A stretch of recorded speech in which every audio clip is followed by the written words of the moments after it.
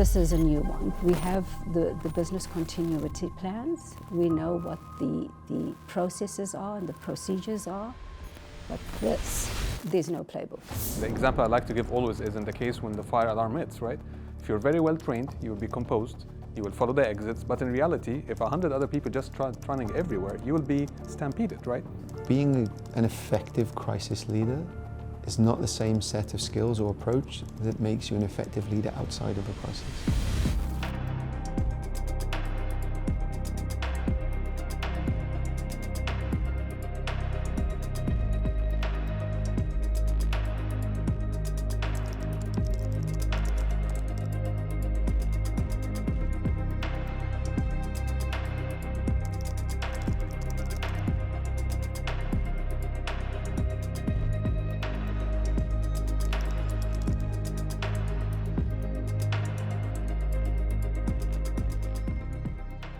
I think a lot of times we have leadership frameworks, tools, theories. At the business school, we definitely focus on teaching those theories to prepare leaders. But do they work when you face a crisis? What do you think? Absolutely. And I think, I'm not sure about you, but I'm alumni of the year 2012. So it's been almost 13 years out of Hult now. And I remember in my second year, we studied crisis management. And the professor back then, if I recall correctly, Professor Kinsville, if I'm not mistaken, he said something that really stuck to my mind, and I saw that clearly during COVID-19. He mentioned that during crises, people get busy doing what they do best. Not necessarily the right thing, and not necessarily what this phase requires, but with what they're used to do, and they do more of. If you're used to sending emails, in a crisis, be sending more emails because that makes you feel I'm doing and addressing the crisis in the right way. But to give a short answer to your question, Belisa, it would be that during COVID-19, if anybody said that they knew what they were doing, they would be liars or not saying the right thing or not saying the truth. That everybody was taken by surprise. And reality is those who did well were the ones who practiced well. I would give an example of sports. I think the leadership theories and the education we get on leadership and what we practice on a daily basis helps you build leadership muscles. So your body, when you're getting your training, knows how to react in the case of a fall, for example, because you've been well trained. But you can't plan a fall or can't think when the fall happens, I will turn right or I'll take the fall in a way that eases the fall. But you're very well trained so that when the fall happens, you fall right. And I think leadership is no different. I think leadership in examples like COVID and others, when it hits, you need to react quickly. Most probably it's going to be right if you've been trained well. Most probably it's going to be wrong if you've been busy doing, maybe not making the best decisions. And that's how I would like to look at it. I think that point about experience is also critical. That from my experience, I had been through crisis type situations or been experienced to them in areas of conflict. So Libya, Iraq, for example, when I was younger, I mean, I was still a professional, I was working as part of my job, but when I was then required to lead in a situation such as that, absolutely right, the frameworks and the theory helps. It gives you a plan. The training is what prepares you for it, in that when it happens, you know what you will do, or you know what you should do. So at least there's a plan. And exactly, Ahmed, as you were saying, that one of the biggest challenges, or at least I found that I've learned from in leading in those situations, is that my natural style is quite kind of consensus building. In all of my leadership teams, it's bringing people in, understanding different perspectives, and coming to an agreement so people feel part of the decision-making process. One of the challenges I used to face, and the feedback was that I made everything look too calm. And in times of crises, people want to see some emotion or some challenge from their leaders, because if it's too easy, either they can't relate to it or they won't find you credible. And the other thing for me was that no matter how much training I had and the frameworks or the processes, I had sort of thought about it in my head that, okay, if tomorrow this happens, what will it feel like? And there was I'd done some work with Shell as a management consultant. I used to work for Accenture and PwC, and one of my clients was Shell. And I was really interested that back in the 1970s, they were the only company in the world that predicted the oil crisis. No one else did, because they created scenario planning as a concept, which was, don't think about what could happen compared to where we are today. Think about what can happen that we don't plan for, that's not an iteration of where we are, but completely different to whatever we think. If you think it's impossible, plan for it, have a scenario for it, and understand it. And that's something that helped to understand, that you have the frameworks, you practice them, you think yourself into it, but also trying to understand that the unexpected happens. What do I do? What's my role? What will people expect of me? Could I build off that? I like, Said, your comment around transparency, being vulnerable, finding the balance between creating the calm, but also letting the collective team know that you do not have all the answers. And I like to call it collective intelligence, to drive the value around, or embracing collective intelligence to drive the value of inclusion with a team assisting with the solution. Will we always have the answers? Absolutely not. Do we always have the answers? No, we don't. I think the power of working in a corporate world is that you have the network that you can lean on to. In a small business, it's equally important to have contacts like your advisors that you could reach out to externally for some advice, because nobody has the answers. And I noticed with our recent conflict, it was very easy to bring a group of people together and just say, this is a new one. We have the business continuity plans. We know what the processes are and the procedures are, but there's no playbook. And so we're going to have to put our heads together and figure it out, bring the right people into the room.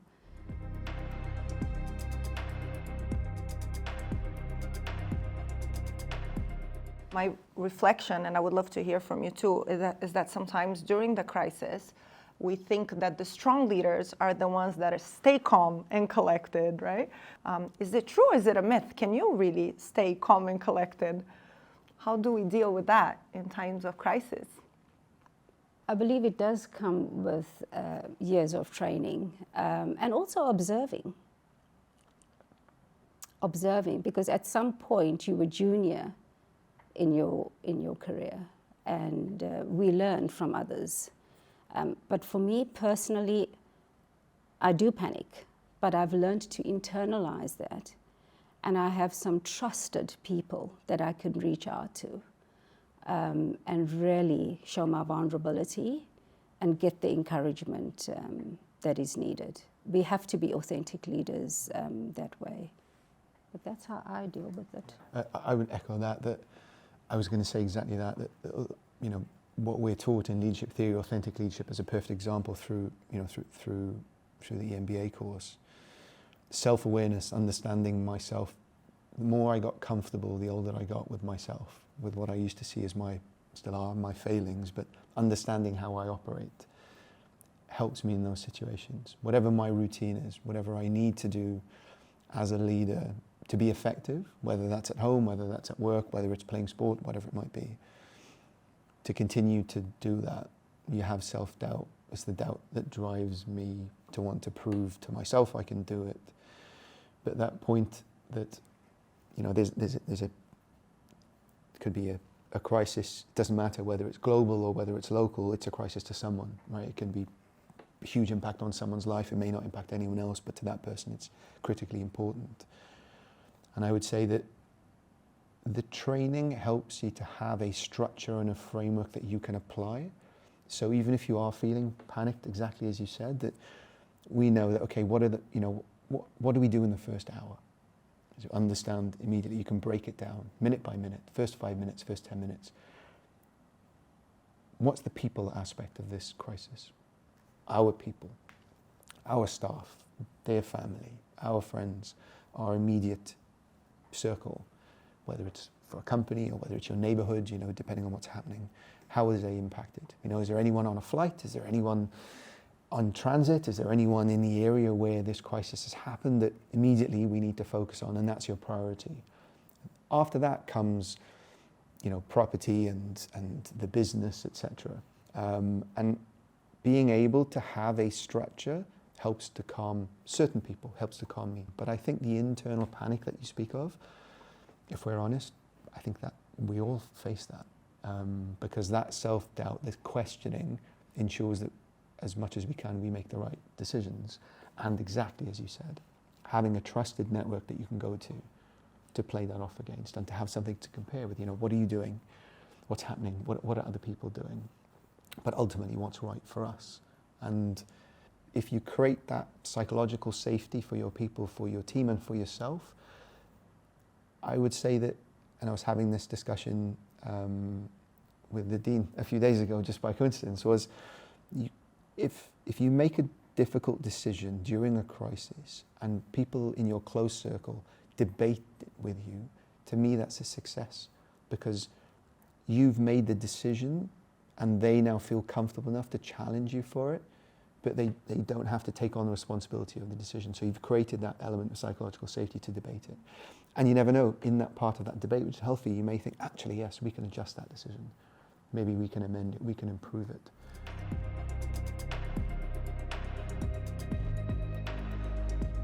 I would love to hear more about regrets. Do you have any regrets on how you've led during times of crises? I think regrets. I think before talk about regrets, we need to define what crisis are we referring to, because a crisis can be a personal crisis, can be a crisis that affects a corporate or on a specific line of business, like financial payments, for example. It could be a national crisis, could be a global crisis. On a corporate level, it's important to know who you work with, what their capabilities are.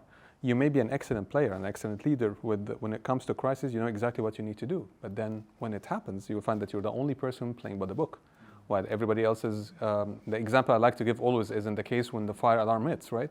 If you're very well trained, you will be composed, you will follow the exits. But in reality, if 100 other people just running everywhere, you will be stampeded, right? So even though you know exactly what to do, the collective behavior of people around you would mandate the outcome that you would get in the case of crisis. So I would regret following the book in that case, for example, because you would just get stampeded, right? But personally speaking, we'll take it now to the personal level. I think not a regret, but I think when I look back at when I had my own business for 5 years, and that was also in advisory and design thinking, and it was brilliant. I just think it happened a bit earlier than the national and global adoption to that type of work. So I regret taking the decision to close down my business, even though it went out well at the end, that it closed a few months before COVID hit. I didn't know that. But the thing is, that was not urgent sort of leadership. There is no crisis that is happening that requires 24 hours response. It's a slow crisis that your business is facing a cash flow problem. It's building over time. I would define it as a crisis, but not urgent. Usually when we say crisis, we think the building is falling apart, right? No, crisis can be something that is happening over a period of time and stays for years, like COVID-19. So the regret here is that I didn't take the right advice and didn't do the right steps to pivot and still maybe have that business run in one different way or another. So the rigidity that was there at that time, and the situational, if we'll use the professional terms, the situational leadership at that moment could have been done in a better way. So that's maybe my personal reflection on the regret part. That's very interesting. It's really interesting. Pranav, would you like to? Yeah, I'm happy to go and give my truths. With the crisis that I described at the beginning of our conversation, I regret in that situation not asking more questions.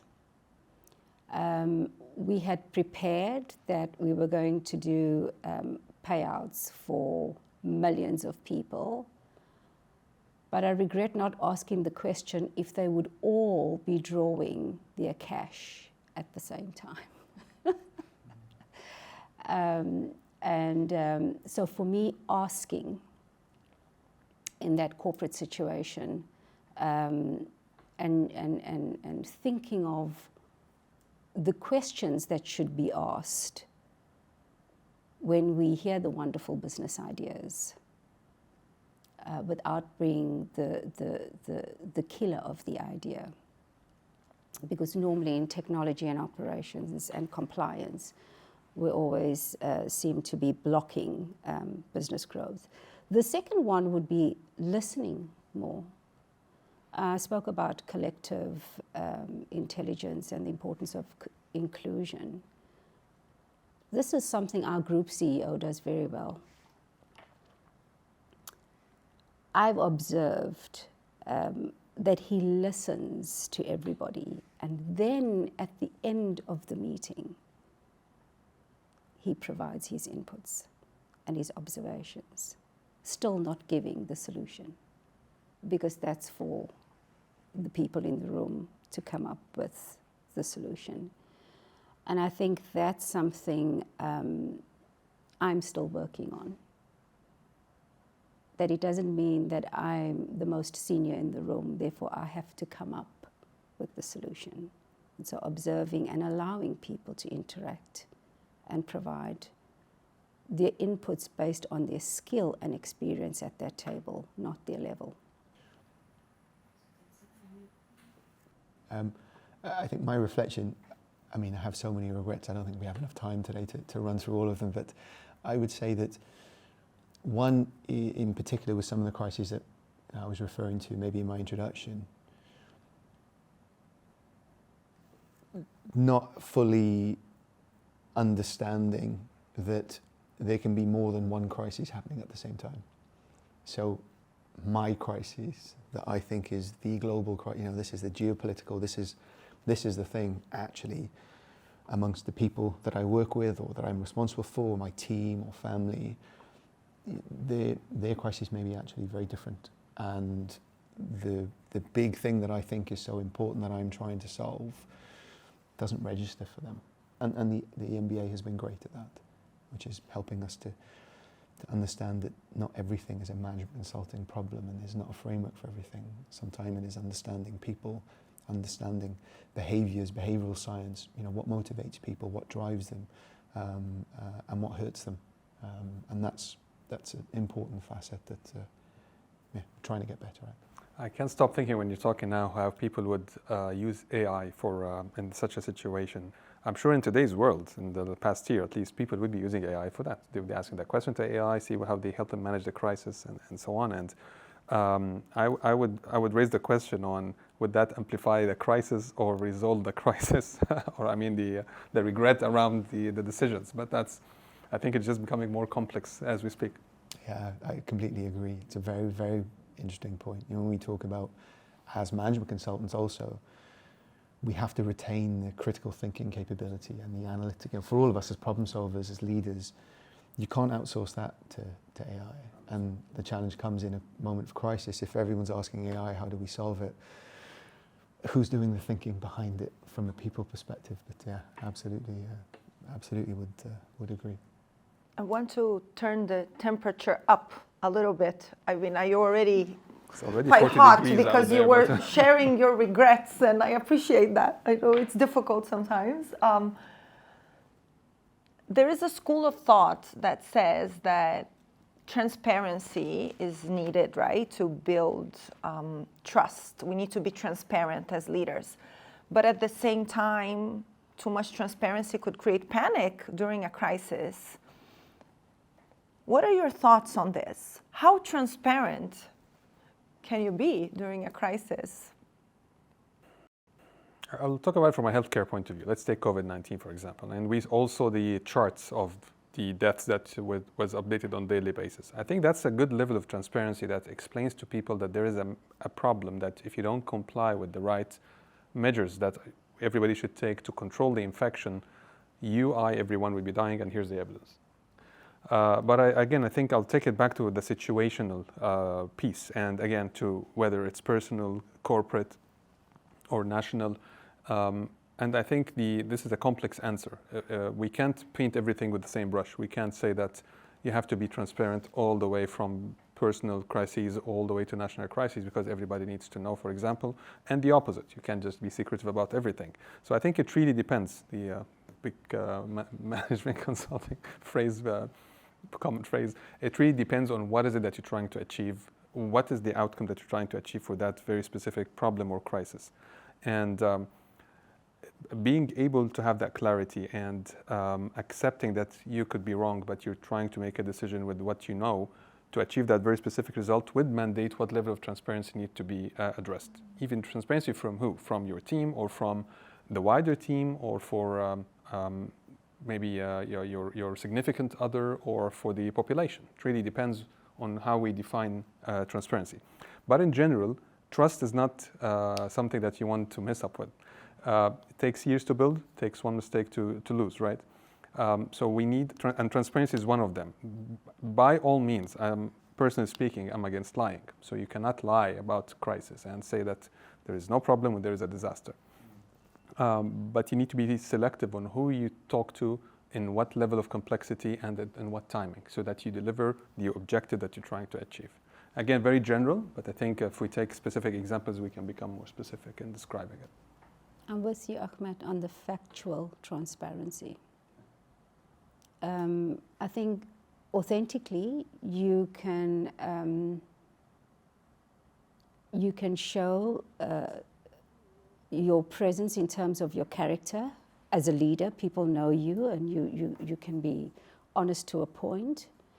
But your main objective as the leader in that room is to ensure that the facts are on the table, to create stability so that people can function effectively. And so it's a very fine line between balancing the two. You can't be too hard-faced in terms of what's not going on from a personal perspective, like you were saying, Syed. So it's very important to ensure that you bring that balance, but I always lean back onto the factual part of what I can share. That's important. How I would summarize it, and probably using some of the language that I've learned from the course, from the EMBA, but be transparent with, and make sure I get this the right way around, but be transparent with the why and the how, not necessarily the what. So to give an example of, relatively recent crises, extremely challenging situation across all levels. Geographical uncertainty, challenges, and people in multiple geographies, different kinds of threats that people were facing. We can't solve these issues because they're not our issues. We didn't create them. We're impacted by them. But what do we do in terms of transparency? Everyone knows what they know, maybe what they see on the news, or maybe what AI tells them, or social media, for example. People can look out their windows and see what the challenges are. But what we can do from a transparency perspective is, look, this is how we are going to address this. We will have for example, set up a crisis coordination team, all right? Members of senior leadership. This is who they are. This is how often we'll be meeting. These are the types of decisions that we will be looking at, or the questions that we're looking at. This is your way to communicate with us. This is how you communicate with us. That's the why we're doing it and how we're going to do it. Now, what we're actually discussing and the criticality of some of those points and the sensitivity of it don't necessarily need to disclose if it's sensitive, and that's something that you manage on a day-to-day basis. But for a lot of people, them knowing that, okay, this is being taken seriously, there is a structure behind it, there is an avenue for me to give my views or to raise emergencies, and there will be an output from it, means that for them, for example, I can worry about my immediate situation, my family, my financial status, my business, whatever it might be.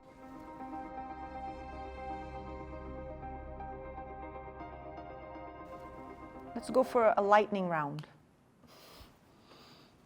What do you know now about yourself that you can share? What do you know now about yourself that you didn't know before the crisis? The word that comes to me is two words: human and resilient. From a self-awareness perspective, I will never have all the answers, but I need to have some good friends around me to help me with some business decisions and life decisions every day. Ahmed. A couple of things. I think the first is, in our business, it's a business of trust.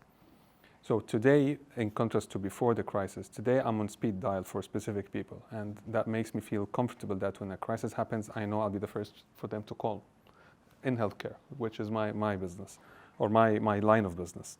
The second thing is, to your point, Ronel, how often how much time do you actually spend outside of your normal work and life in the social circle to actually build these ecosystems that on the times of crisis you would have that ecosystem to rely on when you need them.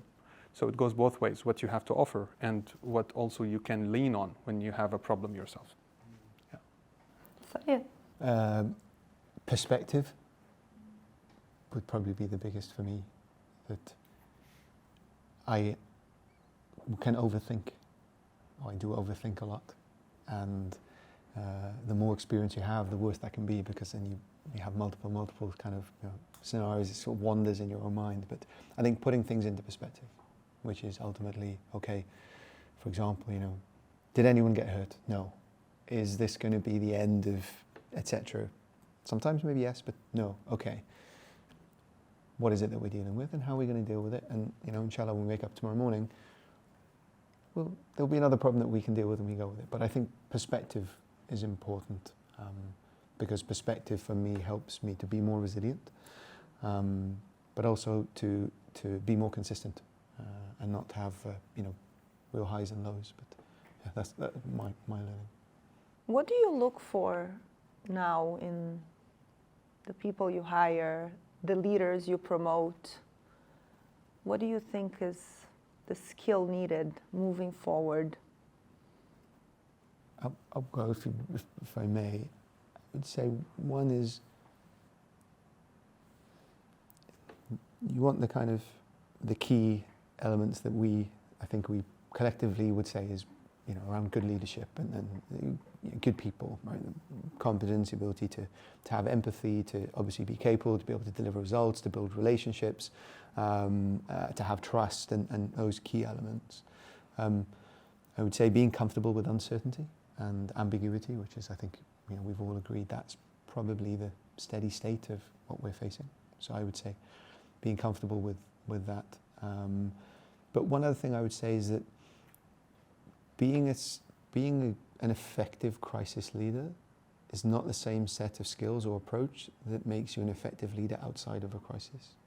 And knowing when to determine that a crisis has ended and giving people a kind of pressure release from that is important. So I'd say what I look for is not someone who is in crisis mode all the time, but who can switch between the two. And maybe they're stronger in one than the other, and if I can complement that, then great.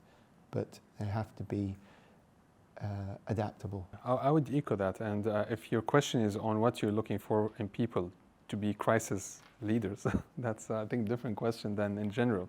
But in general, I look for integrity in people, to know that they are doing their best to be the best. I'm looking also for reliability. I know that in case of crisis, I would be, or somebody else would be busy doing something else, and I know I can rely on the rest of the people around me, either to keep the ship moving in a specific direction or to support when needed. I like sports, so I'll give an example again, a recent example. Not sure if you've seen that, but in the African Cup finals, I'm sure you've seen the situation when the whole team left the court, and when Sadio Mane brought them back to the court and continued. This is exactly what you would look for in somebody who's able to collect people together, appeal to their logic, inflict change, and do something quickly at the right time with a good result. He saved the situation and they ended up winning. So that's, I know what happened later, but I'm talking about the actual match. So that's... All of what both Ahmed and Zaid have said is relevant, but the one thing I look for is agility and solution-based thinking. I would say those are the two things. Character is very important. You can have, I thought this was interesting, we do a lot of these personality. We did it with Mindflick, which I loved, because I'm sure when you partnered some of us up into the cohorts, there was some thought around it. But it's really having that balance, because you can't have too many of the same type in the team. And so you almost need to pause and say, what's missing? Do we need, because again, I go back to the collective intelligence. You cannot get one person with everything. You've got to get the person that's smart enough and humble enough to understand that I'm leading the team, but I don't necessarily have all the answers. So I would say agility and solution-based thinking.